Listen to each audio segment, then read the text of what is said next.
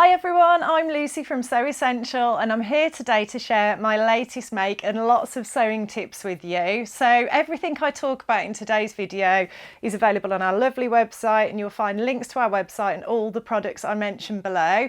And if you like what you see, please like and subscribe, because every Friday I bring you a video packed full of sewing goodness. If you can't wait a whole week, do check out our other social media accounts where we share posts daily. Okay, so let's get started with what I've been making. It was a great project. I learned so much. I can't wait to share it all with you. I've been making this Vogue 9133 jacket, unlined jacket. This was the first time I've ever made outerwear, and I did some proper tailoring techniques in this, so I can't wait to share those with you. But I'm absolutely thrilled with the outcome. I chose this fabric, which I thought was really on trend. There's been a lot of large checks this year, and it's just on trend but with a twist, because it's a slightly sort of almost abstract print. I'm really pleased with the results. It's a wool mix, it's lovely and warm. It is an unlined jacket, but I've done lots of things to give it a really lovely finish inside, and I have to say that this pattern is fantastic for beginners who are having that first foray into making outerwear. It comes down to just above the knee on me, and I'm 5'6", so you've got an idea of the length of the jacket there.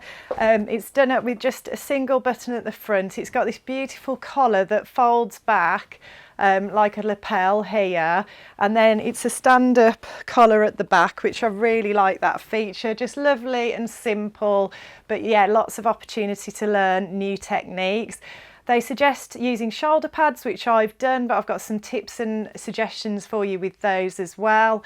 I'll talk to you all about the construction later, but just it's a very sort of classic, simple design, which I thought was perfect for this sort of fabric, because it made it easier to pattern match and do those sorts of things, because it was quite a simple design.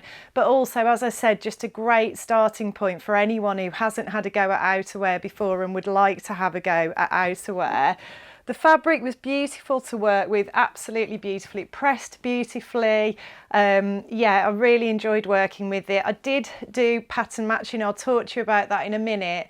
But because it's a slightly abstract print, there were areas where I had to get it spot on, but then it was also quite forgiving as well, because it is kind of abstract. But before I sit down and start telling you more details, I just wanted to show you that this fabric is also available in this gorgeous pink or magenta and purple colourway as well. Absolutely love this, and I would have chosen that colourway. However, I do already have a pink wool coat, so I felt that it might be overkill to have two, so I went with the grey and black colourway, which I'm absolutely thrilled with. So let's tell you a bit more about the pattern in terms of sizing. So it's Vogue 9133.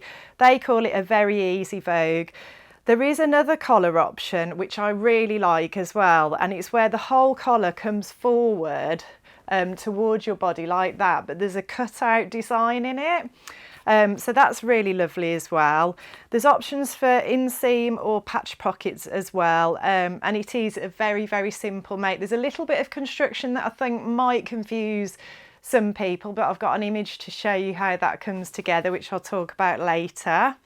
It comes in sizes from an extra small, which is a 29.5 bust, 22 waist and 31.5 hip, and goes up to an extra large, which is a 48 bust, 41.5 waist and 50 hip. Now, what I will say about this is it does come up really big. So it is supposed to be, I think, an oversized sort of relatively loose fit jacket, which is great. However, I should be a medium on the pattern packet, and I'll show you in a minute. I decided to make some quick toiles before I cut into the fabric, because I was going to be pattern matching. I knew I needed to make sure I was happy with the fit, and it's a good job I did, because actually I ended up making an extra small round the armholes. It was really wide on me, so although I came up as a medium on the measurements, yeah, I was an extra small in the end on the armholes, and I'm really pleased with how those fit now. It fits perfectly. I'm really, really pleased with that. But obviously if I'd have just gone ahead and cut straight into the medium, it would have been a lot too big. And I think, you know, I've still got that sort of relaxed fit look from it. You know, it's not highly fitted. It's still got plenty of room in the back, but I'm just glad that I made that toile. So I would say to you, if you're going to make it, it's probably worth just making a rough toile to check the fit. So I'll just show you those now. I did do a video a few weeks ago all about toiles and how to make them and how to transfer markings onto pattern pieces and that sort of thing. So do check that out, because I think one of these toiles was actually used in that video. But I'll just show you now, because I know a lot of you like to see and hear detail.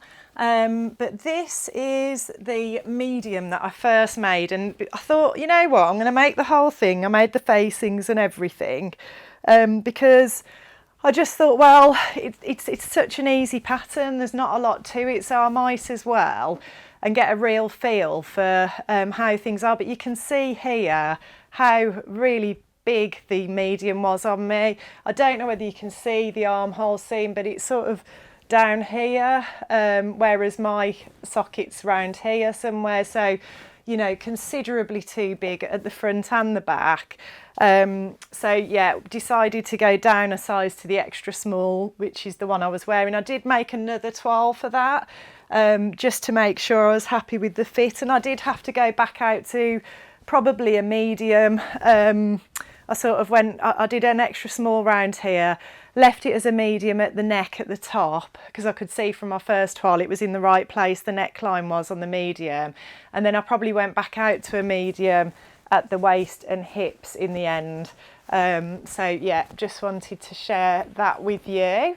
And the reason, as I said, I made a toile initially was so that I could get the pattern matching right and cut the fabric out matched, and then when I came to sew it together it was easy to get that match right. So I think with pattern matching, hopefully I'll get round to doing a tutorial on this eventually, but I think the thing to think about is you can go too over the top with pattern matching and stress yourself out and get really tied up in knots about it. I've done it, and you know, my mother-in-law, even with this project, said to me, Lucy, I think you're being a bit pedantic now about certain parts of it. But you've just got to think of those key areas that are important, and really and truly the most important ones are the centre front. So I obviously thought about how I wanted that to work.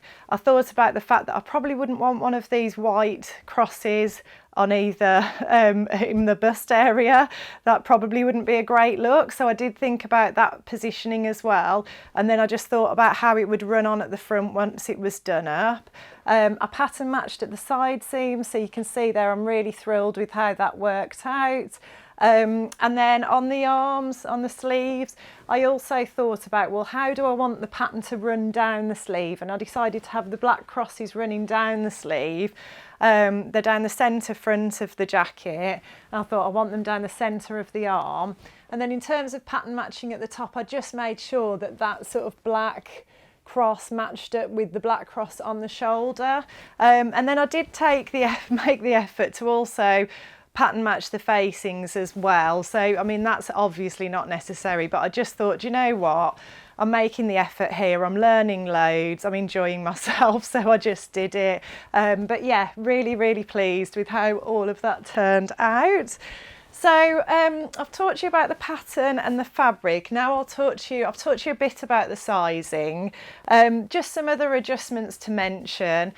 I always do a high round back and forward shoulder adjustment on everything I make, and funnily enough, I actually had a bit of a happy accident on this project, because instead of doing a forward shoulder adjustment where you add some onto the back of the shoulder seam and remove some from the front of the shoulder seam, I accidentally removed from the front and the back, which is actually a sloping shoulder adjustment. And in all honesty, I think the fit probably was better for me, and it's something I'm going to try in my makes going forward, because I think actually the high round back and a sloping shoulder might be a better combination for my body. Whether I've changed over time, I don't know, but it was just interesting to see that. All of the pattern adjustments I ever make, I've learned from the Palmer and Pletch Complete Guide to Fitting book, so I will pop a link to that below for you as well, because that's available on our website as well. But yeah, that's the adjustment I made there, and other than that there weren't any others. So yeah, that's the pattern, the sizing, the adjustments. The other thing I did do as well was originally I put the inseam pockets in, and then actually when I tried it on, my mother-in-law said to me, you know, they're quite large pocket bags, it's not lined. It felt like they were sort of sticking to my clothes and flapping around a bit, and I could have hand sewn them to something inside perhaps to keep them in place, but actually it just felt like it wouldn't let the jacket hang the way it's meant to. And I'm not a huge pocket lover anyway, I always carry a handbag, so I decided in the end to omit the inseam pockets. But as I said earlier, if you love pockets, there is also an option for patch pockets as well. So that's pretty much all the sizing and adjustment stuff I wanted to talk to you about. Now I'm going to talk to you about the construction. So there's a couple of things I want to talk to you about here. And then I'm going to show you the inside of the jacket and some of the key features that I worked on to give a really tailored finish. So the first thing I want to talk about is the construction of this jacket is very, very simple. It really is super simple.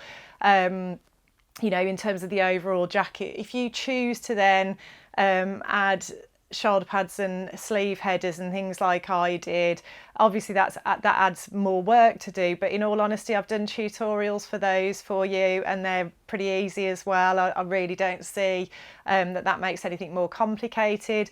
The only bit of the basic construction of the jacket that I thought might throw some people is the way that this collar is constructed, because you essentially sew a dart which comes from the neckline and it runs down here, and it's just how you sew that dart I thought might confuse some people who are a little bit inexperienced.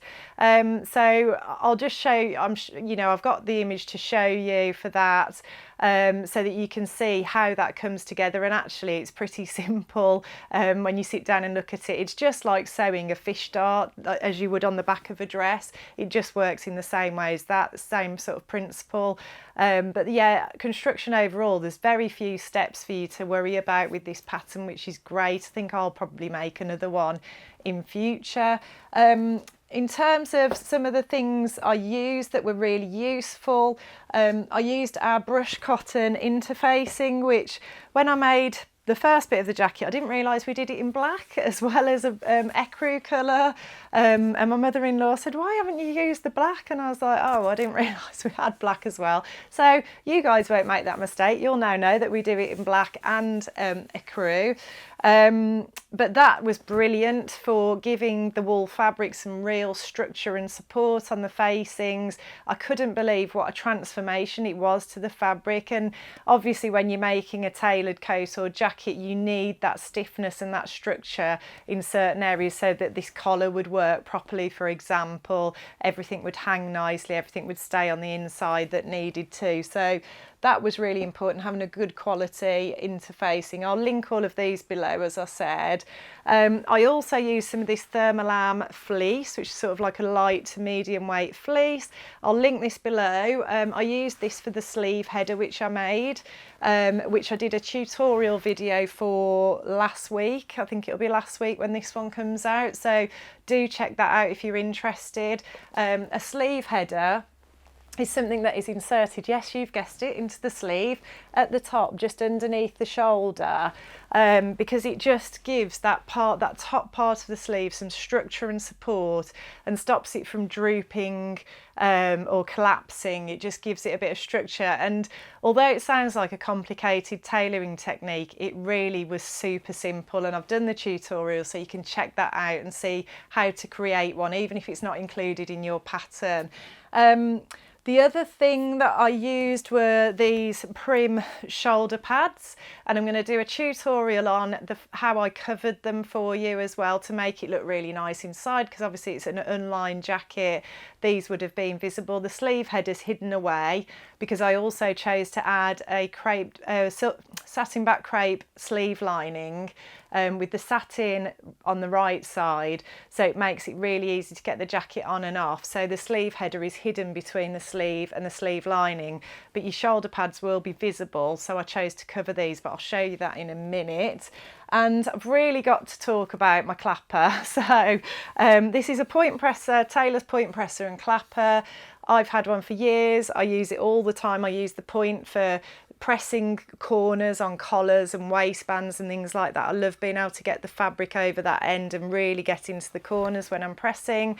But I hadn't actually used the clapper, which is the hard base. And I used it on this project and I could not believe what a difference it makes. I can see why people use these now. So I did trim and grade the seams very carefully, very thoroughly around the collar, you know, any areas where there was a lot of bulk. I did really take the time to trim and grade the seams down. But then when I pressed it, using the clapper, so you press, apply a load of steam and then hold the clapper down onto the fabric. That keeps the steam in the fabric, it flattens the fabric and just gets you a really lovely professional finish. And I could not believe what a difference this made to just getting rid of any bulk. If the fabric wasn't sort of the facing and the main fabric weren't coming together and sitting together nicely, it made that happen. Worth its weight in gold, this thing. So we do stock these on the website as well, so again, links below for those. So yeah, so that's pretty much all the bits and pieces. Oh, I also wanted to talk to you about silk organza as a pressing cloth as well. So I use this on all my dressmaking projects. We sell it on the website. You can buy it by 1/2 metre and get yourself 2 really good size pressing cloths out of it. Just overlock the edges and it will last you years. I've had mine for 6 years now, still going strong. But it's great because it's sheer, so you can see what you're doing with your pressing. But because it's silk organza, it can withstand really high temperatures as well, so it protects your fabric at the same time. So that was an important part of the process as well. So I think now what I'd like to do before I knock myself over with reels of interfacing is just to give you a little look inside the jacket and close up of some of those details so you can get a feel for those. Okay, so as promised, here's the inside of the jacket. So you can see here I've used a bias binding to a satin bias, which this is on our website as well, I'll link below. But I've used that just to bind the edges of the seams to give it that lovely, clean, neat finish inside because it's not lined. I've continued the pattern matching on with the facing, which is not necessary at all, but you know, just gave it a nice finish inside again. And then here you can see how I've lined the shoulder pads in the fabric so that, you know, they're not too obvious, that they look in keeping with the rest of the jacket.